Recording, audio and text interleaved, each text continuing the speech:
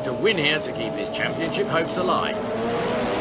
Oh, and again a brilliant start from Schanche, but a terrible start from Will Gollop. Will makes a terrible start. He has to win here today to keep his European Championship alive, and he's coming through to have a look for second place. Will Gollop going round the outside of Pat Doran, or at least trying to. Oh, and a bit of contact there between. Oh, and Will Gollop. Oh, he's been caught by Gary Baker. Oh dear, oh dear, oh dear. And the Will Gollop car catches fire.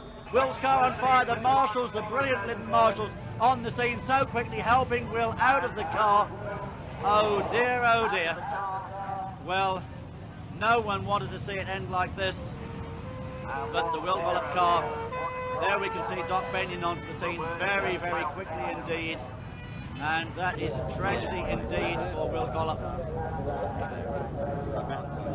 And even Martin Schanche, well, I say even Martin Schanche, I know that Martin or nobody else wanted to see this race end in this way, but there we can see the sight of one very, very damaged Metro 6R4. Happy to see that although Will is going into the ambulance, he's able to get in there on foot, and there happily also uninjured is Gary Baker in what is also a very damaged RS200. We can see once again here Will trying to come round the outside of Pat Doran.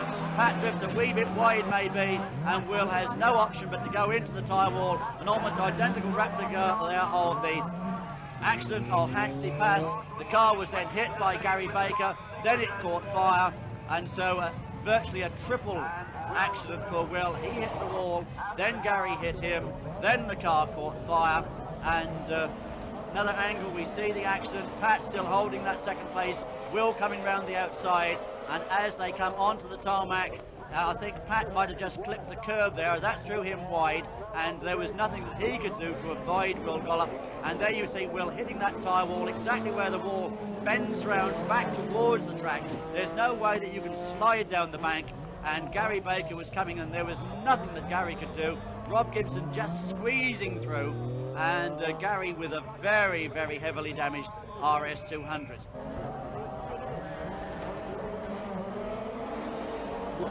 So here we go then with the rerun, and it is indeed Martin Schanche leading it. Martin Schanche leading, and he doesn't want to win the European crown this way, I know. He comes away though in the lead, but he gets very sideways. Oh, and Martin Schanche loses it, caught up the bank, and Martin Schanche off, and he is down into third place. It's Pat Doran from Rob Gibson and Gibbo looking for the lead. Rob Gibson looking for the lead, but Pat Doran leads the European Championship round for the first time ever in his short career in Rallycross. Martin Schanche is fighting back, and maybe, just maybe, the European Championship is going to stay alight, and if it does, of course, if Martin Schanche doesn't win this, then I'm sure those G-Tech mechanics will work their hearts out to get the car ready for Hamburg. But meantime, Martin is down in third place, so Pat Doran is indeed doing Will Gollop a favour at the moment, and so is Rob Gibson, and they are leading 1-2 here. Mr. Rallycross himself, Steve Palmer, is right in there in fourth place as well. Stephen Palmer with the car glass Dynamics entry, but it is still Pat Doran from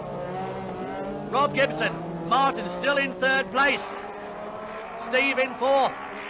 Up the hill they come, and on the inside, Martin Schanche looking for second place, and he's through on the inside, yes, he gets through, and as Gibson goes wide, Stephen Palmer takes the advantage to come through into third place, so Steve now into third place, and I hope you realise, of course, on the original running of this event, we had 5 British drivers in this race and just 1 Norwegian. The Norwegian is still there. This must be the first time ever that British drivers have oh so nearly dominated Division 2 in the European Championship, and it is still one of them out there in front, the former rallyman, Pat Doran, the man who said the only thing wrong with Rallycross is he didn't come into it quickly enough, but he loses that lead, and Martin Schanche is through now into the lead. Martin Schanche through into the lead, and he certainly has fought back in fine style, and the Sachs entry of Martin Schanche leads this one, but the 4 cars still very, very close together. So this is Mr. Rallycross then, looking now to take the European Championship for the 5th time. Add a 0 to that and you get 50, and this is what this is going to be for Martin Schanche, his 50th victory in European Rallycross, his 5th European Championship crown, and of course this has also got to be the major triumph for an RS200. We've seen lots of them here this weekend, some of them in action, some of them those splendid road examples that we saw at the head of our programme, but this surely is going to be a major victory, the major victory surely for the RS500, for the RS200 I should say, and that is Martin Schanche coming away then with his example, this very, very highly developed version that Martin has worked so hard on over the recent years, and he comes through, and Pat Doran surely going to make it an RS200 1-2, I would think. The 6R4s there of Stephen Palmer and Rob Gibson snapping at his heels, but as they come down, it is Martin Schanche, and Martin Schanche wins it.